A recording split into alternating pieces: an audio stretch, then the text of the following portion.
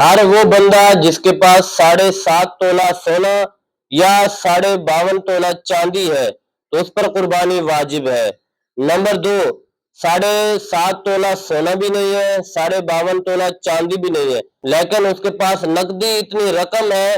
जो 52.5 तोला चांदी की कीमत के बराबर है, तो भी उस पर कुर्बानी वाजिब है। नंबर 3, उसके पास 52.5 तोला चांदी भी नहीं है, उसके बराबर नकदी कीमत भी नहीं है, लेकिन हाजत असलिया के अलावा गैर जरूरी सामान उसके पास इतना मौजूद है